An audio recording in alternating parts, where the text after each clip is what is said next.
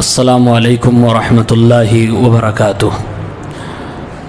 اعوذ باللہ من الشیطان الرجیم، بسم اللہ الرحمن الرحیم۔ والشمس تجری لمستقر لها ذلك تقدیر العزیز العلیم۔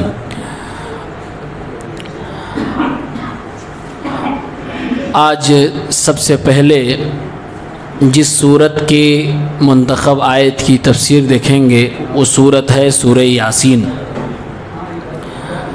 اللہ تعالیٰ نے اس صورت کے اندر اپنی قدرت کاملہ کا ذکر فرمایا ہے۔ دو باتیں ایسی ذکر فرمائی ہیں جن کا تعلق سائنس سے بھی بہت گہرا ہے۔ فرمایا اللہ نے سورج اپنے متعین راستے پہ چل رہا ہے، والشمس تجری لمستقر لها ذالک تقدیر العزیز العلیم، اور یہ راستہ بنانے والا اللہ رب العالمین ہے جو غالب ہے اور علم والا ہے۔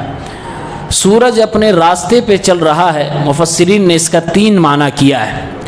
ایک یہ کہ سورج بھی چکر لگا رہا ہے، اپنے مدار پہ چل رہا ہے۔ دوسرا معنی یہ ہے کہ سورج روزانہ اللہ رب العالمین کے عرش کے نیچے جاتا ہے، جیسا کہ صحیح بخاری کی حدیث ہے۔ اللہ کے نبی صلی اللہ علیہ وسلم نے فرمایا سورج ڈوبنے کے بعد اللہ کے عرش کے نیچے جاتا ہے، پھر اللہ سے اجازت مانگتا ہے، تو اللہ جب اجازت دیتے ہیں پھر اگلے دن وہ سورج دوبارہ نکلتا ہے۔ جس دن اللہ تعالیٰ اجازت نہیں دیں گے اسی دن وہ سورج بجائے مشرق کے پھر دوبارہ پچھم سے ہی واپس آ جائے گا، یعنی کہ قیامت قائم ہو جائے گی۔ اور تیسرا معنی یہ ہے کہ سورج چلتا رہے گا، جب قیامت آئے گی تب یہ رک جائے گا۔ بلکہ قرآن کی دوسری آیتوں میں بتایا گیا کہ قیامت کے قریب، بلکہ قیامت جب آئے گی تو سورج کو اللہ تعالیٰ لپیٹ دے گا۔ اذا الشمس كورت واذا النجوم انكدرت واذا الجبال سيرت۔ فرمایا اللہ نے یہ تو سورج کی بات ہے، آگے چاند والقمر قدرناه منازل حتى عاد كالعرجون القديم، اور چاند اس کو ہم نے اس کے راستوں میں تقسیم کر رکھا ہے، اس کے بھی اللہ نے الگ الگ مدار بنا رکھے ہیں، جس کی تائید سائنس کرتی ہے، اور کہا جاتا ہے کہ اس کے 28 مدار ہیں۔ یہ روزانہ ایک میں جاتا ہے، پھر دوسرے دن دوسرے میں جاتا ہے۔ 28 کو پورا کرنے کے بعد ایک دن 2 دن رکنے کے بعد یہ پھر سے نکل کے آتا ہے۔ اللہ نے فرمایا چاند نکلتا ہے، اس کے بعد آخری مہینے میں حتی عاد کالعرجون القدیم، جیسے کھجور کی سوکھی ہوئی ٹہنی ہوتی ہے اسی طریقے سے یہ چاند بھی ہو جاتا ہے۔ للشمس ينبغي لها ان تدرك القمر، سورج کے لیے مناسب نہیں ہے، بلکہ سورج کے بس کی بات بھی نہیں ہے کہ وہ چاند کو پکڑ پائے۔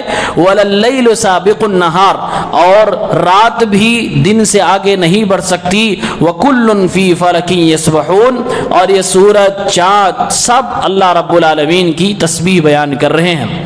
ان آیتوں میں اللہ تعالیٰ کی قدرت کا بیان ہوا ہے کہ سورج کو بھی اللہ تعالیٰ اپنی حکمت و تدبیر سے چلا رہا ہے، چاند کو بھی چلا رہا ہے، اسی طریقے سے جتنے بھی گیلیکسی میں سیارے ہیں سب کو اللہ چلا رہا ہے، کوئی کسی سے نہیں ٹکرا رہا ہے۔ یہ اللہ تعالیٰ کی قدرت کی نشانی ہے۔ سورہ یاسین میں ایک بات اور اللہ نے بتائی ہے کہ آگ کی پیداوار ہرے بھرے درخت کے ذریعے سے ہوئی ہے۔ سوال یہ ہے، کچھ لوگوں نے کہا کہ اللہ تعالیٰ انسان کے مٹی ہو جانے کے بعد، سڑ گل جانے کے بعد دوبارہ کیسے پیدا کرے گا؟ تو اللہ نے جواب دیتے ہوئے فرمایا وہی اللہ دوبارہ پیدا کرنے پہ طاقت رکھتا ہے۔ الذی جعل لکم من الشجر الاخضر نارا فاذا انتم منہ توقدون، جس اللہ رب العالمین نے سرسبز و شاداب ہرے بھرے درخت کے ذریعے سے آگ کو پیدا فرما دیا، وہی اللہ رب العالمین تم کو سڑ جانے کے بعد ہڈیاں تمہاری باریک ہو جائیں اس کے بعد بھی تمہیں زندہ کرنے والا ہے۔ اللہ نے اس آیت کے اندر فرمایا کہ آگ کو اللہ نے ہرے بھرے درخت سے پیدا فرمایا۔ فَإِذَا أَنْتُمْ فَأَنْتُمْ مِنْهُ تُوقِدُونَ، پھر اس آگ تو تم جلاتے ہو۔ قرآن کی دوسری آیت میں اللہ نے اسی کو کہا أَفَرَأَيْتُمُ النَّارَ الَّتِي تُورُونَ، وہ آگ جو تم جلاتے ہو، أَأَنْتُمْ أَنْشَأْتُمْ شَجَرَتَهَا، کیا اس آگ کا وہ درخت جس سے آگ پیدا کی گئی تم نے اس درخت کو پیدا کیا تھا، أَمْ نَحْنُ الْمُنْشِئُونَ، یا میں نے پیدا کیا تھا؟ اللہ نے فرمایا کہ ہرے بھرے درخت کے ذریعے سے آگ کو پیدا کرنا یہ میری قدرت ہے۔ مفسرین نے لکھا ہے کہ ہرا جو درخت ہوتا ہے اس کے اندر رطوبت ہوتی ہے، اس کے اندر نرمی ہوتی ہے، اس کے اندر پانی کا مادہ پایا جاتا ہے، اس کے ذریعے سے اللہ رب العالمین نے آگ کو پیدا فرمایا۔ دونوں آپس میں ایک دوسرے کے اپوزٹ ہیں، لیکن اللہ تعالیٰ نے ایک ہرے بھرے درخت کے ذریعے سے آگ کو پیدا فرما دیا۔ یہ اللہ تعالیٰ کی قدرت پہ دلالت کرتا ہے۔ لہٰذا جب اللہ تعالیٰ ہرے بھرے درخت سے آگ پیدا کر سکتا ہے تو ایک انسان جو پہلے زندہ تھا اللہ نے اس کو مارا، دوبارہ اسے زندہ کیوں نہیں کر سکتا؟ مطلب اللہ تعالیٰ زندہ کر سکتا ہے۔ سورہ یاسین کے حوالے سے ایک چیز وضاحت ضروری ہے۔ ہمارے اور آپ کے سماج میں بہت سارے لوگ پنج سورہ پڑھتے ہیں، کہیں کہیں پاکستانی پنج سورہ چلتا ہے، کہیں کہیں مدنی پنج سورہ چلتا ہے۔ پنج سورہ مطلب 5 سورتیں، عام طور سے عورتیں اس کی عادی ہیں، مردوں میں بھی بہت سارے مرد اس کو پڑھتے ہیں۔ پنج سورہ میں سورہ یاسین، سورہ رحمان، سورہ واقعہ، سورہ ملک اور سورہ مزمل، یہ 5 صورتیں ایڈ کی گئی ہیں۔ صرف قرآن کی یہ 5 صورتیں پنج سورہ میں نہیں ہوتی ہیں، اس کے علاوہ بہت سارے میڈ ان انڈیا ان پاکستان درود بھی اس کے اندر ایڈ کیے گئے ہیں، بہت ساری دعائیں بھی اس میں ایڈ کی گئی ہیں۔ قرآن کی یہ 5 صورتیں قرآن سے لی گئی ہیں، اس میں کوئی شک نہیں ہے قرآن کی صورتیں ہیں اور صحیح ہے، لیکن یہ اختیار کس نے دیا کہ آپ 5 صورتوں کو نکال کر الگ کر کے ایک دوسری ایسی کتاب بناؤ جس کو قرآن کریم کے برابر قرار دو، اور پھر دنیا سے کہو کہ قرآن نہیں پڑھ پاتے اور روزانہ یہ پڑھو، یہ 5 صورتیں پڑھو گے تو یہ فائدہ ہوگا، یہ فائدہ ہو جائے گا۔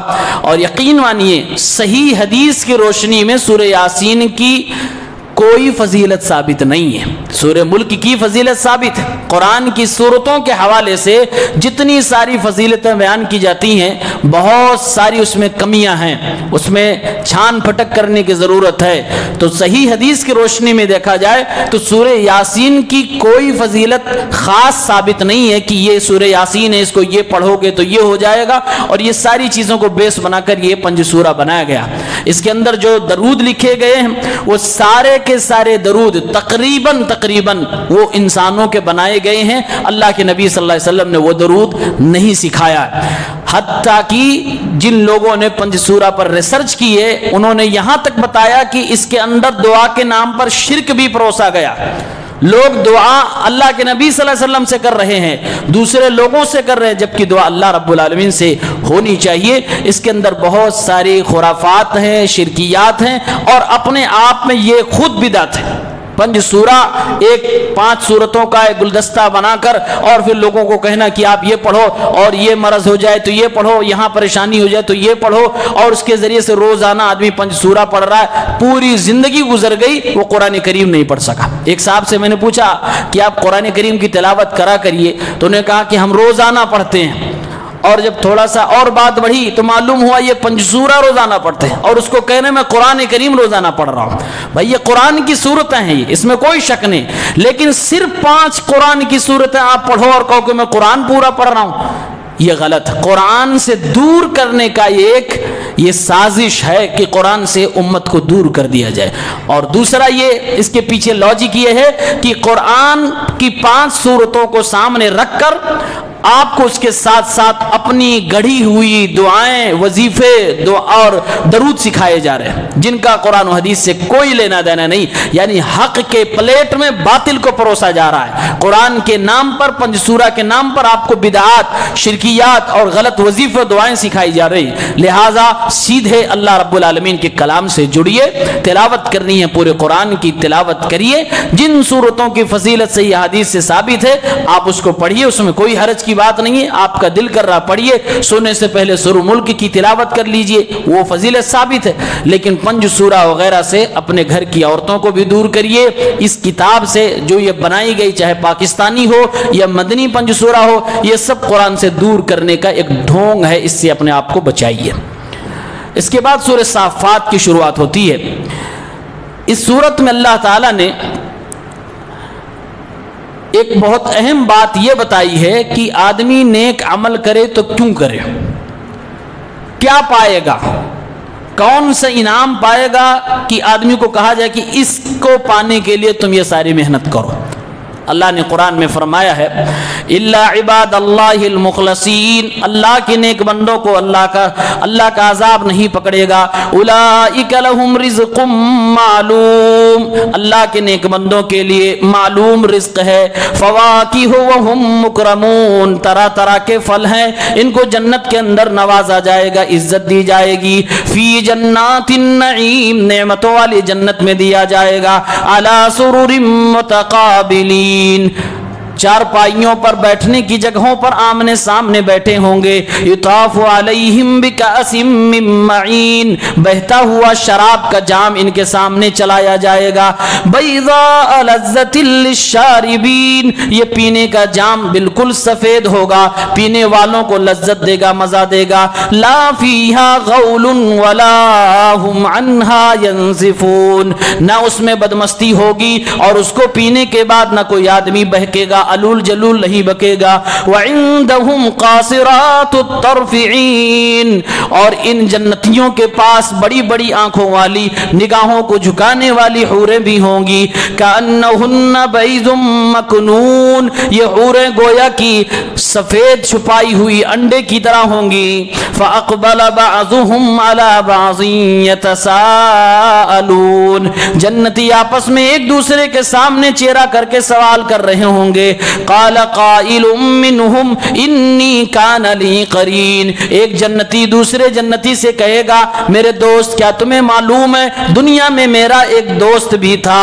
یقول انک لمن المصدقین، جب میں آخرت کی باتوں کی تصدیق کیا کرتا تھا اور میں کہتا تھا کہ مرنے کے بعد دوبارہ زندہ کیا جانا حساب و کتاب ہوگا، تو مجھ سے کہتا تھا کیا تو ان ساری باتوں کو مانتا ہے؟ اذا متنا وکننا ترابا وعظاما انا لمدینون، کیا تو ان باتوں کی تصدیق کرتا ہے جب ہم مر جائیں گے، مٹی بن جائیں گے، ہڈی بن جائیں گے، کیا دوبارہ ہمیں زندہ کر کے حساب و کتاب لیا جائے گا؟ کیا ان ساری باتوں پہ تو یقین رکھتا ہے؟ قال هل انتم مطلعون، میرا وہ دوست جنت میں دکھائی نہیں دیتا ہے، کیا تم لوگ کہتے ہو چلو اس کو تلاشا جائے، جہنم میں ایک بار جھانک کے دیکھا جائے کہیں ایسا تو نہیں میرا وہ دوست جو ایسی سی باتیں کیا کرتا تھا جہنم میں تو نہیں چلا گیا۔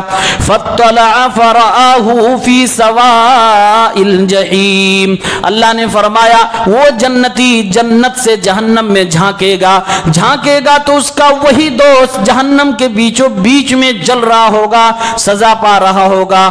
قالت اللہ ان کدت لتردین، اللہ کی قسم تو نے تو مجھے قریب تھا کہ برباد کر دیتا، تو مجھے ہلاک و برباد کر دیتا۔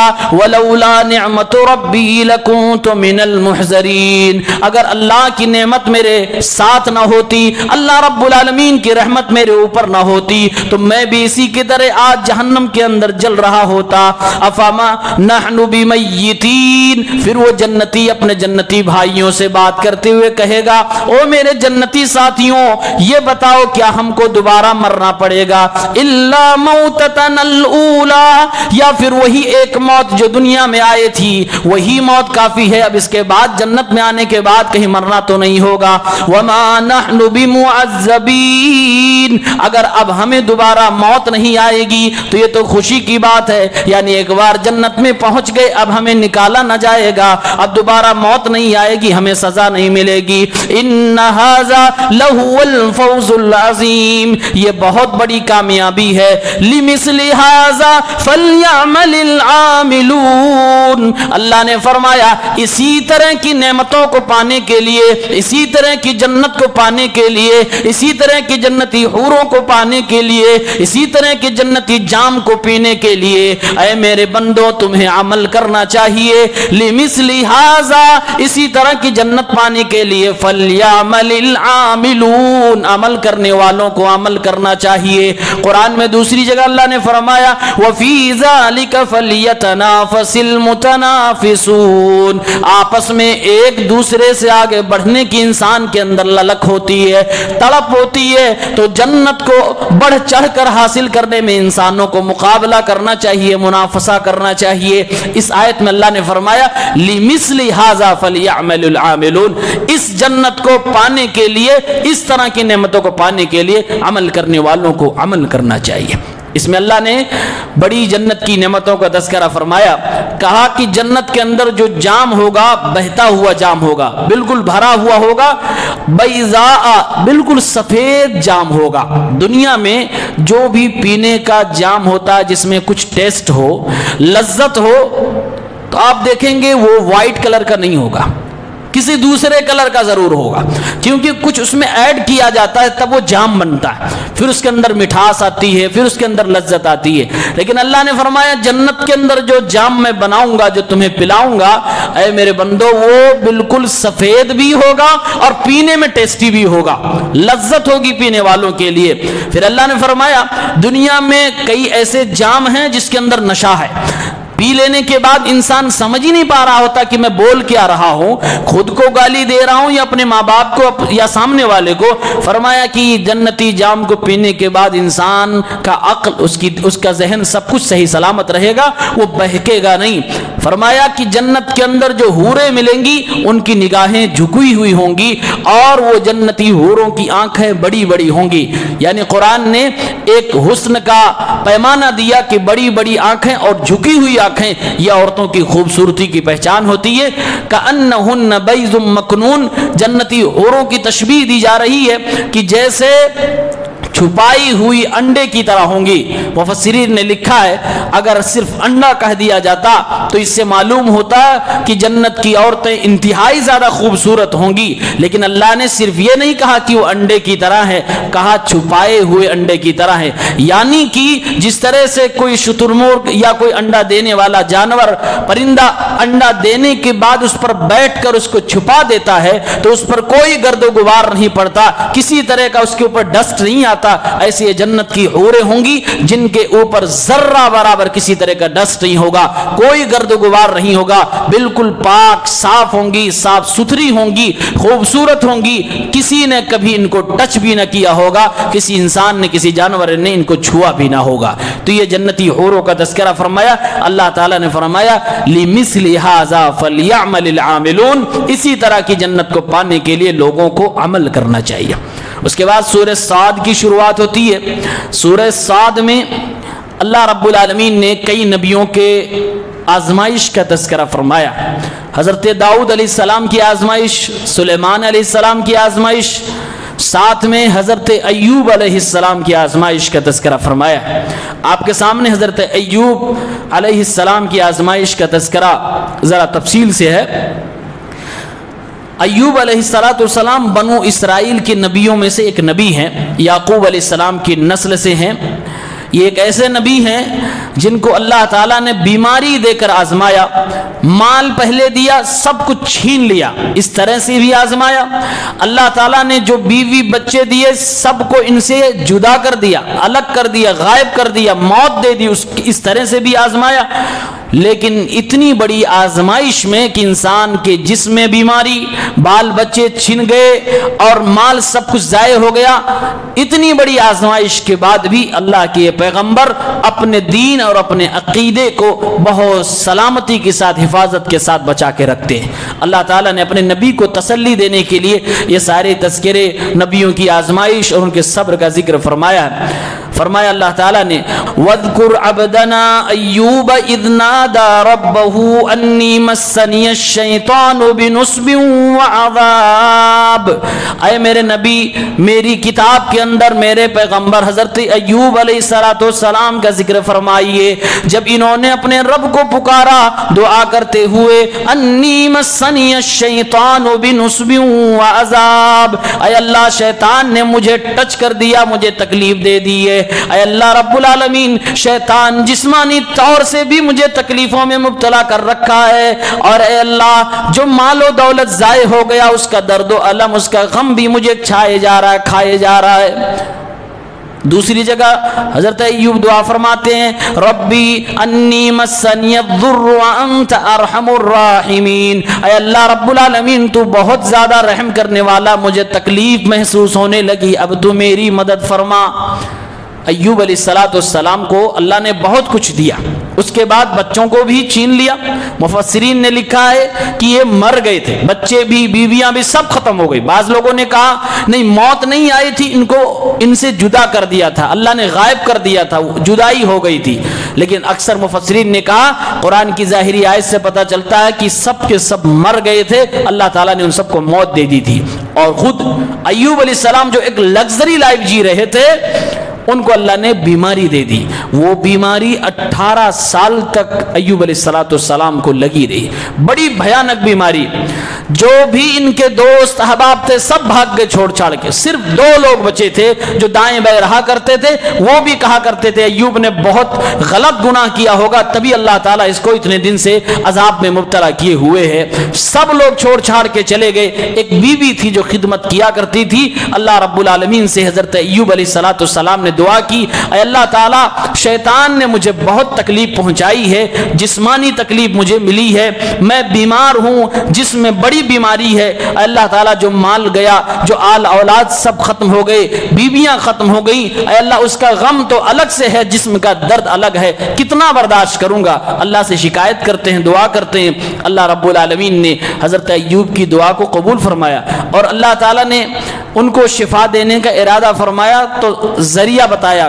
فرمایا اللہ نے ارکض برجلک ھذا مغتسل بارد وشراب، اے ایوب علیہ السلام اپنے پیر کو حرکت دیجئے، اپنے ایڑیوں کو زمین پہ ماریے. آپ زمین پہ اپنے پیر کو ماریں گے، میں اپنی قدرت سے آپ کو نہانے کا پانی بھی نکالوں گا، ایسا صاف و شفاف پانی دوں گا جو آپ پیئیں گے بھی نہائیں گے بھی، ٹھنڈا پانی آپ کو نصیب کروں گا. انہوں نے پیر مارے، پانی نکلا. اللہ نے فرمایا اسی سے غسل کرو اور یہی پانی پیو. بیماری جسم کی ساری صحیح ہو گئی. دعا اللہ تعالیٰ نے قبول فرما لی.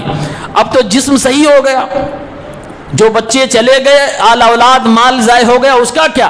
تو اللہ تعالیٰ نے فرمایا وَوَهَبْنَا لَهُ وَأَهْلَهُ وَمِثْلَهُمْ مَعَهُمْ رَحْمَةً مِنَّا وَذِكْرَى لِأُولِي الْأَلْبَابِ. ہم نے اپنے بندے ایوب علیہ السلام کو ان کی بیویاں بھی واپس کر دی، ان کے مال و دولت کو بھی واپس کر دیا، اور جو کچھ ہم نے دے رکھا تھا اسی کی طرح اور مزید ان کو عطا فرمایا اپنی طرف سے رحمت کے طور پر، تاکہ عقل مند لوگوں کے لیے اس میں نصیحت ہو جائے.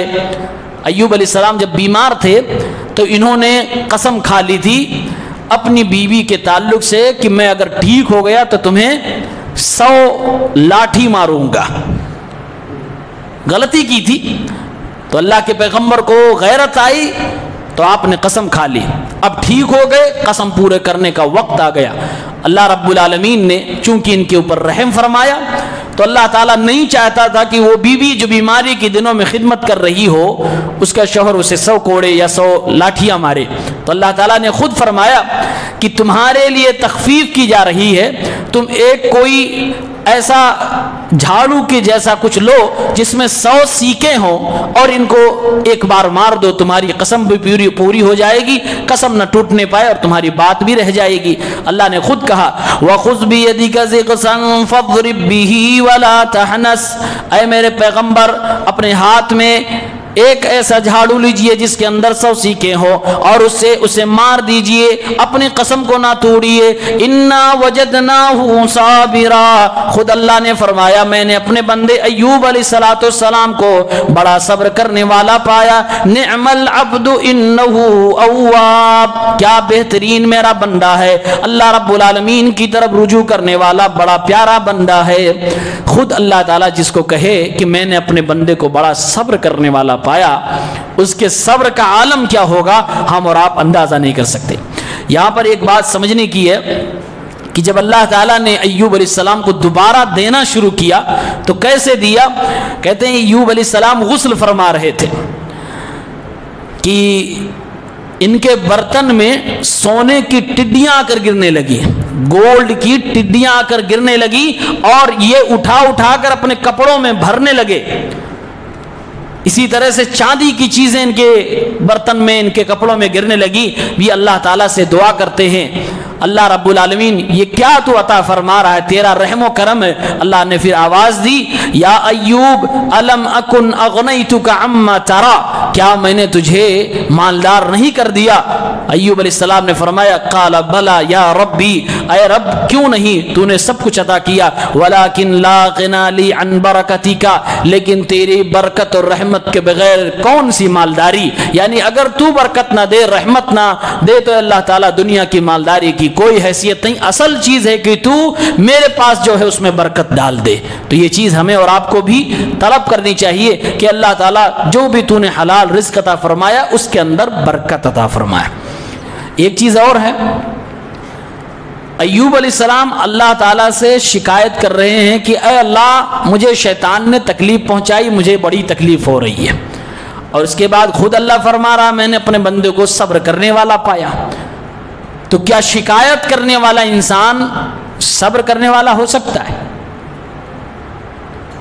علماء نے اس کا جواب دیا ہے، اگر آپ کے اوپر کوئی مصیبت آفت آ جائے، کوئی بھی پریشانی آ جائے، آپ انسانوں سے شکایت کریں گے تو آپ کو کہا جائے گا آپ صبر نہیں کر رہے، لیکن اگر آپ کی شکایت اللہ سے ہو تو آپ کے صبر میں کوئی خلل نہیں پڑنے والا، اس سے آپ کے صبر پر کوئی فرق نہیں پڑنے والا۔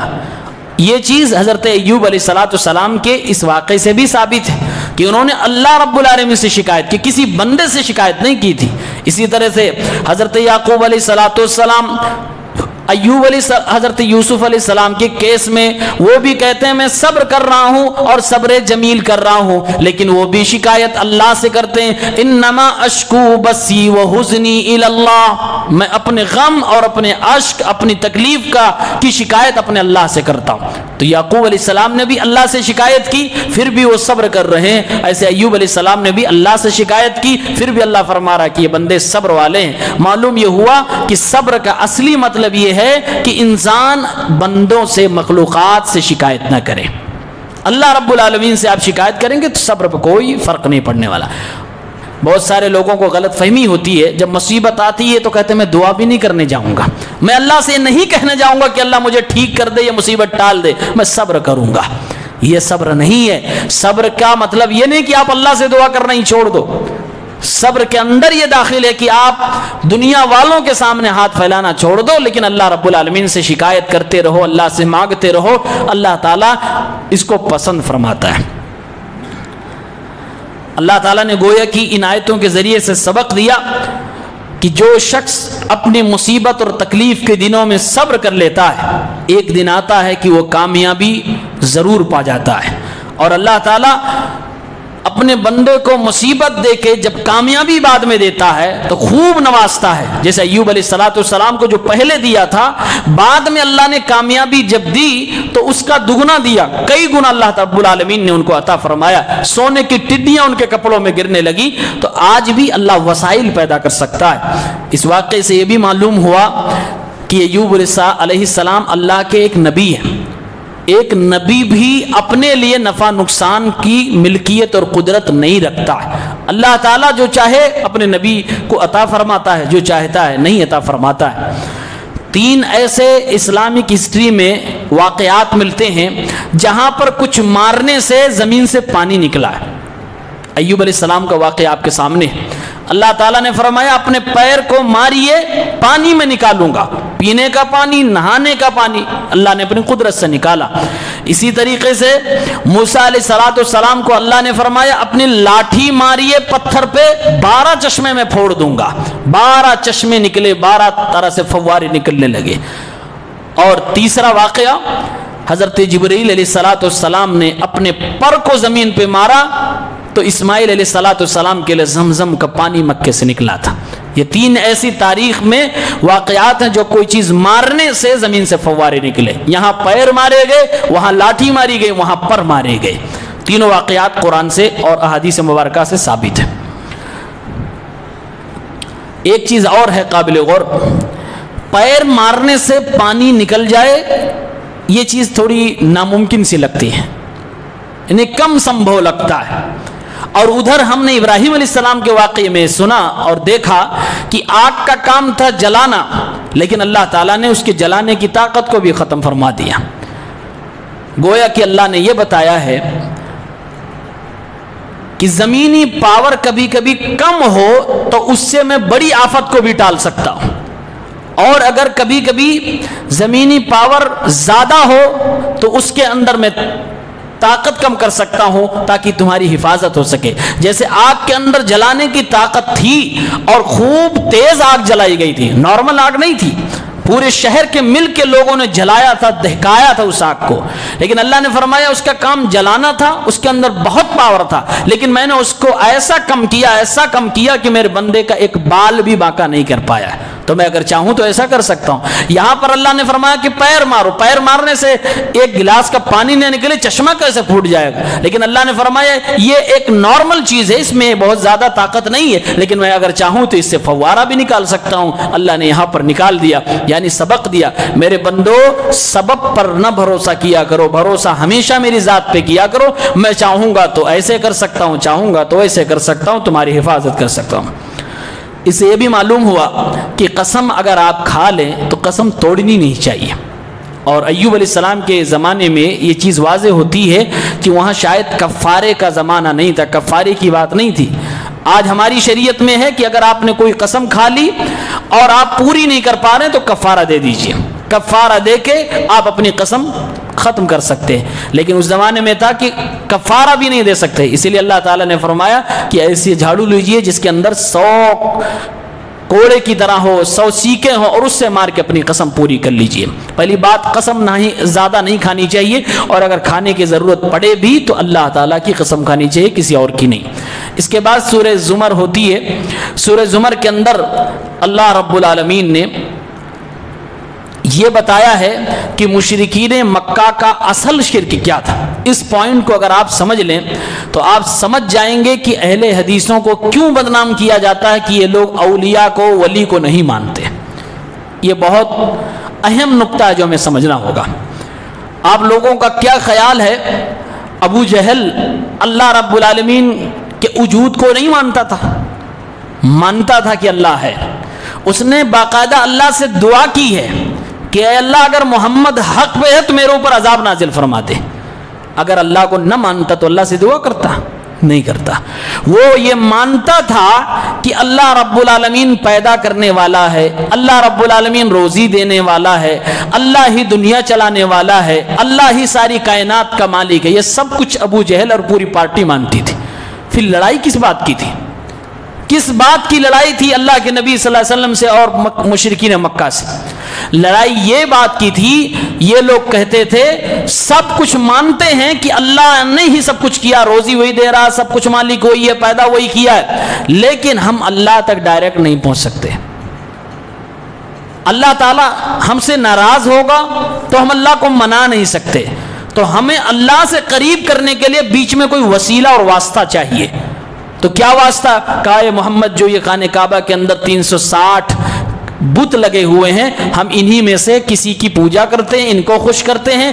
کیوں؟ اس لیے کہ یہ ہمیں اللہ کے قریب کر دیں گے، اللہ تعالیٰ ہم سے اگر ناراض ہوگا تو یہ ہمیں اللہ سے منوا دیں گے، اللہ کو راضی کروا دیں گے۔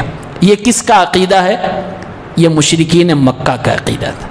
آج سیم یہی عقیدہ مسلمانوں کے مشرکین کا ہے۔ وہ مکہ کے کافر مشرک تھے، آج مسلمانوں کا کلمہ گو مشرک یہی بات کہہ رہا ہے، اور ہم اور آپ جب رد کرتے ہیں تو کہتا ہے دیکھو ولی کو نہیں مانتا۔ اس میں نے کبھی کہا وہ لوگ تو جو بت رکھے گئے تھے خانہ کعبہ میں وہ حقیقت میں پہلے ولی تھے۔ صحیح بخاری کے اندر حدیث ہے، عبداللہ بن عباس رضی اللہ عنہما سے روایت ہے کہ وہ جو بت تھے ود، سعا، یغوث، یعوق، یہ سب نوح علیہ السلام کے زمانے کے نیک لوگ تھے، نیک لوگ تھے، مر گئے، وفات ہو گئی ان کی، تو ابلیس نے دھیرے دھیرے کر کے ایک جنریشن گزری، دوسری جنریشن آئی، جب جنریشن اپنی ہسٹری کو بھول گئی تو ابلیس نے قوم کے لوگوں کو، بچوں کو آ کر بتلایا، کہا یہ بہت اچھے لوگ تھے، تم لوگ ان کو بھلا بیٹھے ہو، ان کی عبادت کرو، یہ بڑے نیک تھے، اللہ کے پسندیدہ تھے، ان کے ذریعے سے اللہ تک پہنچو، تم ڈائریکٹ نہیں پہنچ سکتے۔ وسیلے کا کیڑا وہاں پر ڈالتا ہے کہ ڈائریکٹ تم اللہ تعالیٰ سے کچھ نہیں مانگ سکتے، یہ تمہیں دلائیں گے، یہ تمہاری سفارش کریں گے، یہ جب تک نہیں چاہیں گے تم جنت میں نہیں جا سکتے ہو۔ حدیث کے الفاظ ہیں جب وہ جنریشن جو جانکار تھی کہ حقیقت میں یہ لوگ انسان تھے وہ چلی گئی تو بعد کے جنریشن نے جہالت کی وجہ سے اس کی عبادت کرنا شروع کر دیا۔ وہی بت خانہ کعبہ کے اندر نبی کے زمانے میں تھے جس کے بارے میں عبداللہ بن عباس رضی اللہ عنہما نے بتایا، یعنی یہ پہلے ولی تھے۔ بت کی اصل کیا ہے؟ ولی۔ آج بہت سارے لوگ یہ بھی کہتے ہیں کہ قرآن میں جو شرک کے بارے میں بتایا گیا یا بتوں کے بارے میں نہیں، وہ بت جو تھے اصل میں پہلے نیک انسان تھے، ولی تھے۔ ولی پرستی انسان کو بت پرستی کی طرف لے کے آتی ہے، یعنی بت پرستی کی شروعات ولی پرستی سے ہوئی ہے، نیک لوگوں کی پوجا سے ہوئی ہے۔ یہی مشرکین مکہ کا عقیدہ تھا کہ ان ولیوں کے ذریعے سے ہم اللہ تک پہنچیں گے۔ اللہ کے نبی کا کہنا تھا نہیں، ان کے ذریعے سے نہیں، تم اللہ رب العالمین تک ڈائریکٹ پہنچو، ایک اللہ کی عبادت کرو، جو تم یہاں چڑھاوا چڑھا رہے ہو یہ شرک ہے، اللہ تعالیٰ اس کا حقدار ہے، تم ان کے سامنے سجدہ نہ کرو، ان کے سامنے نہ دعائیں کیا کرو، سیدھے اللہ رب العالمین سے ڈائریکٹ دعائیں کیا کرو۔ یہ میرے نبی کا مقدمہ تھا، یہ ان مشرکین کا مقدمہ تھا، اور اسی بات کو لے کر لڑائیاں ہوئیں، اسی بات کو لے کر ہمارے نبی صلی اللہ علیہ وسلم کو مکہ سے نکالا گیا۔ اسی عقیدے کو نہ ماننے کی وجہ سے مشرکین نے نبی کریم سے جنگ بدر کی۔ ساری دشمنی کی وجہ یہی عقیدہ تھا، اور سیم اگر آپ مشرکین مکہ کے عقائد کو ڈیٹیل میں پڑھیں گے تو ہو بہو سیم نظر آئے گا، بس فرق یہ ہے کہ وہ لوگ نبی کریم سے دشمنی رکھتے تھے، یہ لوگ نبی سے عشق کا بھی دعویٰ کرتے ہیں، لیکن جو اللہ کے بارے میں عقیدہ ہے وہی عقیدہ ان کا بھی ہے۔ یہ مسلمان مشرک ہیں، وہ کافر مشرک تھے۔ آئیے اس میں دیکھتے ہیں، اللہ تعالیٰ نے فرمایا تنزیل الکتاب من اللہ العزیز الحکیم، یہ قرآن اللہ رب العالمین غالب حکمت والے رب کی طرف سے اتاری گئی یہ کتاب ہے۔ انا انزلنا الیک الکتاب بالحق، میں نے اس کتاب کو حق اور سچ کے ساتھ نازل فرمایا۔ فاعبد اللہ مخلصا لہ الدین، تو ایک اللہ کی عبادت خالص نیت سے دین کو خالص کرتے ہوئے کیا کرو۔ الا للہ الدین الخالص، یاد رکھنا اللہ رب العالمین کے لیے خالص دین کو رکھنا، یعنی اپنی توحید میں، اپنی عبادت میں شرک کی ملاوٹ نہ رکھنا۔ والذین اتخذوا من دونہ اولیاء، جنہوں نے اللہ رب العالمین کو چھوڑ کر دوسرے ولیوں کو اپنا حاجت روا، مشکل کشا، اپنی عبادت کی وجہ بنائی۔ ما نعبدہم الا لیقربونا الی اللہ زلفا، وہ کہا کرتے تھے اے محمد ہمیں نہ چھیڑا کرو، ہم انہیں اس لیے پوجتے ہیں، ہم ان کی عبادت اس لیے کرتے ہیں، ہم ان سے دعائیں اس لیے کرتے ہیں تاکہ یہ ہمیں اللہ تک پہنچا دے۔ وہ لوگ ان کو رب مان کر کبھی نہیں عبادت کیے، ود، سوا، یغوث، یعوق کو یہ سمجھ کر نہیں پوجے کبھی کہ یہی اللہ ہے۔ آج یہ لوگ بھی کہتے ہیں کہ بھائی قبروں پر جو ہم چومتے ہیں اس کو رب تھوڑی مانتے ہیں، طواف کرتے ہیں اس کو ہم اپنا خدا تھوڑی مانتے ہیں۔ اگر منہ سے یہ بات کہتے ہیں تو پھر کافروں میں ان میں کوئی فرق نہیں رہ جائے گا۔ یہ بات ابو جہل اینڈ پارٹی بھی کہتی تھی، اللہ نے قرآن میں ان کی باتوں کو نقل کیا، کہتے تھے ما نعبدہم الا لیقربونا الی اللہ زلفا، محمد ہمیں مشرک نہ کہا کرو، ہم ان کی عبادت صرف اس لیے کرتے ہیں کہ یہ ہمیں اللہ سے قریب کر دے، اور کوئی مقصد نہیں ہمارا ہے۔ ہمارے نبی نے فرمایا یہی تو شرک ہے، کہا یہی تو شرک ہے کہ تم ان کے ذریعے سے اللہ تک پہنچنا چاہتے ہو، تمہارے پیشانیاں یہاں جھک رہی ہیں، جھکنا اللہ کی طرف، اللہ رب العالمین کے سامنے چاہیے۔ اسی لیے ہمارے نبی نے فرمایا ایک اللہ کی عبادت کرو کامیاب ہو جاؤ گے۔ قولوا لا الہ الا اللہ تفلحوا، وہ لوگ لا الہ الا اللہ کا معنی جانتے تھے، اسی لیے منہ سے نہیں بولتے تھے کہ جب کہہ دیں گے نہیں ہے کوئی معبود برحق سوائے اللہ کے تو ان کے سامنے جھکنا، چڑھاوے چڑھانا سب کچھ بند کرنا پڑے گا۔ اور اس معنی کی میننگ سمجھتے تھے، اس لیے منہ سے کہتے نہیں تھے۔ اللہ نے دوسری جگہ قرآن میں ان کی دوسری بات کو نقل کرتے ہوئے فرمایا، یہ لوگ کہتے تھے، یہاں تو انہوں نے کہا کہ ہم اس لیے عبادت کرتے ہیں کہ اللہ کے قریب ہو جائیں، وہاں کا ہؤلاء شفعاؤنا عند اللہ، ہم ان کے سامنے اس لیے سب کچھ کرتے ہیں کہ یہ اللہ کے پاس ہماری سفارش کریں گے۔ آج اپنے یہاں بھی ہے دامن پکڑ کے مچلنے والا، یہ وہی کانسیپٹ ہے، اللہ کے پاس ہماری یہ سفارش کریں گے۔ اللہ کی قسم، جو آج یہ اپنے آپ کو اس عقیدے سے منسلک کرنے والے، چاہے جتنا بڑھیا عقیدہ اپنے آپ کو کہہ لے، صحیح العقیدہ، یہ ٹنا ٹن چاہے جھنجھنا ہوا پورا ہو جائے، لیکن یہ شرکی عقیدہ ہے، یہ ابو جہل اینڈ پارٹی کا عقیدہ ہے، یہ کفار مشرکین کا عقیدہ ہے، یہ مشرکین مکہ کا عقیدہ ہے۔ یہ قرآن کریم سے دوری کی وجہ سے یہ جہالت لوگوں میں پھیلی ہوئی ہے۔ ولی پرستی میں انسان ڈوبا ہوا ہے۔ میں نے کہا کہ بت پرستی کی اصلیت اور شروعات ولی پرستی ہے، اور ولی پرستی جس قوم میں آتی ہے تو جب تک زندہ ہوتے ہیں ان کی پوجا ہوتی ہے، مر جاتے ہیں پھر قبر پرستی ہونے لگتی ہے۔ مفسرین نے لکھا ہے اللہ رب العالمین تک پہنچنے کے لیے ناجائز جو وسیلہ اختیار کیا جاتا ہے، یہ کافروں کے کفر کی بنیاد ہے، یہ بنیاد ہے کفر کی۔ قرآن کی آیت نے اس کو بیان کیا ہے۔ اور آج کے مشرکین، پرانے زمانے کے مشرکین جو شبہہ پیش کرتے تھے کہ بھئی ہم ان کی پوجا تھوڑی کر رہے ہیں، ہم تو صرف اتنا چاہتے ہیں کہ اللہ تعالیٰ کے یہاں ہمیں بخشوا دیں گے، ہماری اللہ کے یہاں سفارش کر دیں گے، ہمیں اللہ سے قریب کر دیں گے، یہ وہ شبہہ ہے جو اس زمانے کے مشرکین بھی پیش کرتے تھے، آج کے مشرکین بھی یہی پیش کرتے ہیں۔ اس زمانے میں اللہ کے نبی نے رد کیا تھا، صحابہ نے رد کیا تھا، آج اہل الحدیث اللہ کے نبی اور صحابہ کرام کے منہج پہ چلتے ہوئے آج کے مشرکین کے اس شبہے کا جواب دیتے ہیں، رد کرتے رہتے ہیں۔ اسی لیے ہمیں کہا جاتا ہے کہ ہم ولیوں کو نہیں مانتے، حالانکہ اتنی ساری بات میں ہم اور آپ نے کبھی یہ نہیں دیکھا اور نہ سنا کہ ہم نے کسی ولی کے خلاف کچھ بات کہی۔ ہمارے نبی نے اگر منع کیا تو کیا نوح علیہ السلام کی وہ قوم کے جو نیک لوگ تھے، کیا ہمارے نبی نے ان کی شان میں گستاخی کی؟ کوئی گستاخی نہیں کی تھی آپ صلی اللہ علیہ وسلم نے۔ ایسے آج کے اہل حدیث بھی جب توحید کی بات کرتا ہے اور یہ ولی پرستی، بت پرستی، قبر پرستی کے خلاف بولتا ہے تو کسی بھی ولی کے خلاف نہیں بول رہا ہوتا ہے، وہ شرک کے خلاف بول رہا ہوتا ہے۔ ولیوں سے ہماری کوئی دشمنی نہیں، ہمارا تو عقیدہ ہے من عاد لی ولیا فقد آذنتہ بالحرب، جو اللہ کا سچا ولی ہے، اللہ کہتا ہے کہ اگر کسی نے میرے ولی سے دشمنی کی تو میں اس سے جنگ کا اعلان کرتا ہوں۔ ہم لوگ تو یہ عقیدہ رکھتے ہیں، ہم ولی کے خلاف اور ولی کی شان میں گستاخی کرنے والے کون ہوتے ہیں؟ لیکن ہاں، شرک اور اہل شرک کے خلاف بولنا ہم اپنا حق سمجھتے ہیں۔ اسلام کا بنیادی حق ہے، بنیادی تعلیم ہے، یہ پرچار کرنا ہر مسلمان کی ذمہ داری ہے۔ جو لوگ بھی شرک میں ڈوبے ہوئے ہوں، اللہ تعالیٰ ان سب کو نکلنے کی اور عقیدے کی اصلاح کی توفیق عطا فرمائے۔ آمین۔ السلام علیکم۔